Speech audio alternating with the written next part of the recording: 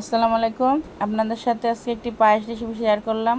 আতপ চাউল দিয়ে সুন্দর একটি পায়েস রান্না করেছিলাম। প্রথমে একটি পাতিল নিয়ে তার মধ্যে আমি হাফ কেজি পরিমাণ দুধ দিয়ে দিলাম। একটু পানি দিলাম যাতে দুধটা নিচে লেগে না যায়। এবার দুধটা গলতে থাকুক। দিয়ে দিলাম 2টি দারচিনি, 2টি তেজপাতা, 2-3টা এলাচ। এলাচের মুখটা ফাটিয়ে দিবেন। একটু পরিমাণ মতো লবণ। আমার কাছে মনে হয় যে মিষ্টি জাতীয় খাবার একটু লবণ দিলে মিষ্টির ব্যালেন্সটা ঠিক থাকে।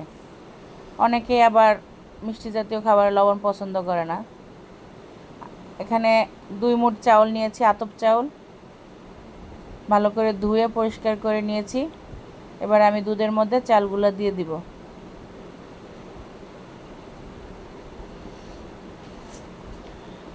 ভিডিওটা যদি ভালো লাগে তাহলে লাইক করবেন, শেয়ার করবেন।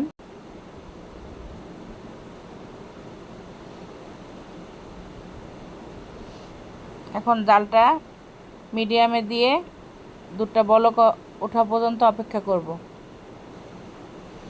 পরিমাণ মতো চিনি দিয়ে দিলাম। দুধটা বলক এসে গেছে। এ পর্যায়ে জাল একদম কমিয়ে দিব যাতে চাউলগুলো সিদ্ধ হয়। এ পর্যায়ে যদি জাল হাই করে দেন তাহলে দুধটা টেনে যাবে, চাউলটা সিদ্ধ হবে না।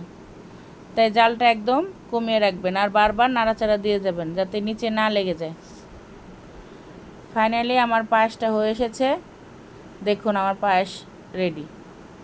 ঘনত্বটা দেখুন। তো ভিডিওটি ভালো লাগলে আমার চ্যানেলটি সাবস্ক্রাইব করবেন এবং পাশে থাকা বেল আইকনটি বাজিয়ে দিবেন। খেতে কিন্তু অনেক স্বাদ হয়েছিল। যদিও আপনাদের খাওয়াতে পারছি না, আপনারা নিজেরা রান্না করে খাবেন। আর কেমন হয়েছে কমেন্ট বক্সে লিখে জানাবেন।